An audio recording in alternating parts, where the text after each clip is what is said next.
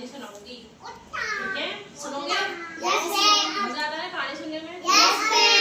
चलो बताओ कौन सी कहानी सुनाऊं? ये तो कविता है ना, कोई शिक्षा वाली कहानी सुनाते हैं टीचर्स डे के ऊपर है ना? मैंने सुनाई थी ना। हाँ, अभी आप सुनाना, पहले मैं सुनाती फिर आप सुनाना, ठीक है?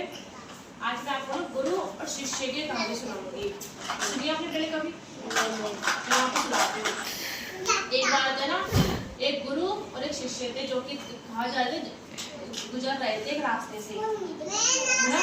खेतों की तरफ जा रहे थे वो, तो जा रहे थे ना, तो उनको ना जूते मिले, जूते दिखे जो कि ना खराब हुए थे। एक स्टॉप करियो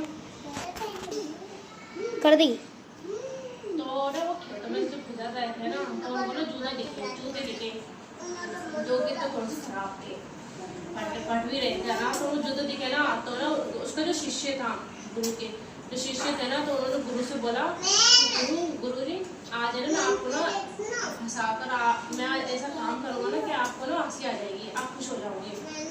तो ना गुरु बोलने लगे ऐसे कौन सा काम करने वाले जिससे कि मुझे खुशी मिलेगी। तो शिष्य ने बोला कि देखो मैं जूते रखे ना, अभी ना मैं उनको ना छुपा दूंगा किसी झाड़ियों के पीछे, और अपन में उस झाड़ियों के पीछे छुप जाएंगे, है ना? तो जब वो इंसान आएगा ना, एक मिनट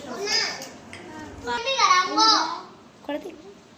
तो पता है फिर है ना, जब वो बोलने लगा कि ये किसान है ना, जब अपना काम खत्म करके जब अपने जूते पहनेगा ना, जूते पहनने आएगा तो उसको अपने जूते मिलेंगे ही नहीं, तो वो हैरान हो जाएगा, तो आपको ना बहुत हंसी आएगी।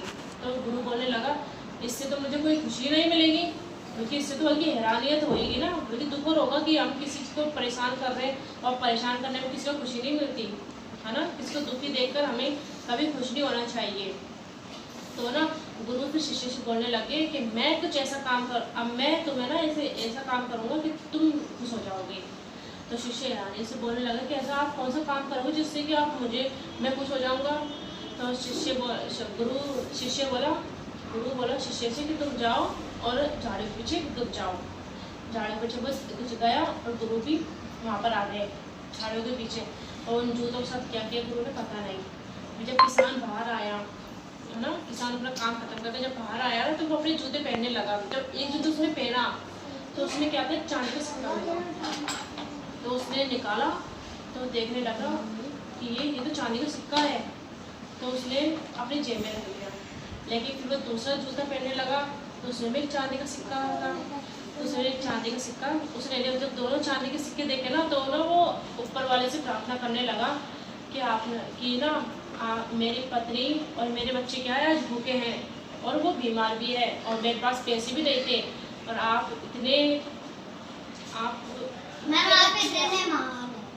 इतने महान है कि आपने मुझे पैसे दिए। उनको देखकर भावुक हो गया ना, तो उनको बोलने लगा अब ना इस चीज़ के बाद मेरा विश्वास आपके लिए और मजबूत हो गया। ये देखकर वो रोने लगा और वहाँ से चला गया। ये देखकर शिष्य को थोड़ी सी खुशी मिली कि दूसरों की मदद करने के बाद आपको जो खुशी मिलेगी ना, कल महसूस करना कि कभी आप दूसरों की मदद करो, फिर आपको जो महसूस होगा ना, फिर आप उसको महसूस करना कि आपको जो खुशी मिलेगी, अलग सी फीलिंग आएगी। आप एक बार करके देखना किसकी मदद, है ना?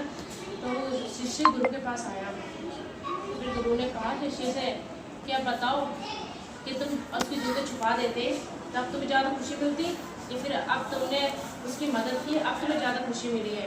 तो शिष्य ने मुस्कुराते हुए कहा गुरु से कि बिल्कुल आप तो महान हैं, मुझे बिल्कुल इससे बहुत ज़्यादा खुशी मिली। तो इससे हमें क्या शिक्षा मिलती है कि कभी भी किसी के दुख में ना खुशी मत ढूंढो, किसी की खुशी देखकर किसी खुशी में खुशी ढूंढो, है ना? कभी दुखी नहीं करना चाहिए, हमें सबों को खुशी करना चाहिए, है ना? सबों की मदद करनी चाहिए अपन को, तभी हमको खुशी मिलेगी, तभी तो हम खुश रहेंगे ना जब दूसरों की मदद करेंगे। आपको सुना सकता है कुछ? मैं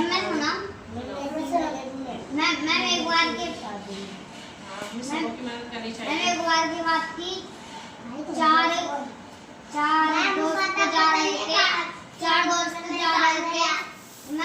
चार दोस्त जा रहे थे। एक दोस्त का झपोड़ था और 3 दोस्त उससे आटे, जो मैम उन उनको एक हाथी मिला। तो मैम सुनो कहानी सुनो। तो फिर मैम एक इंसान ने कंगाल के ऊपर मांस चढ़ा दिया। फिर मैम एक ने उसके ऊपर खाल चढ़ा दी। तो फिर मैम तीसरे शेर बन गया। हाँ मैम शेर बन गया, पर मैम वो जिंदा नहीं था। फिर मैम एक लड़के फिर मैम तीसरे ने उसको जान डाल दिया। तो फिर मैम वो लड़का पेड़ पे चढ़ गया। तो फिर मैम वो हाथी जीवित हो। फिर मैम तीसरे लड़के ने तंत्र मंत्र से उस फिर मैम तीसरे उसको जिंदा लड़के कर दिया और डरपोक पेड़ के ऊपर चढ़ गया। यस मैम तब है ना वो ऊपर से फिर मैम वो तीसरा लड़का मंत्र बोलने वाला था। तो मैम दूसरे तब हम डपोल लड़के ने कहा कि इसको जिंदा मत करो, इसको जिंदा मत करो, नहीं तो ये हमको खा जाएगा। तो फिर मैम उसने उसकी बात नहीं सुनी। तो मैम उसने उसको जिंदा कर दिया। फिर मैम वो हाथी जीवित होके उन तीनों को मार डाला। फिर मैम हाथी गया।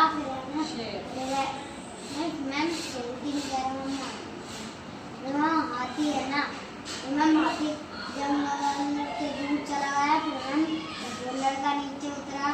तो मैम इसी कहानी से आपको क्या शिक्षा मिली? क्या शिक्षा मिला? मैम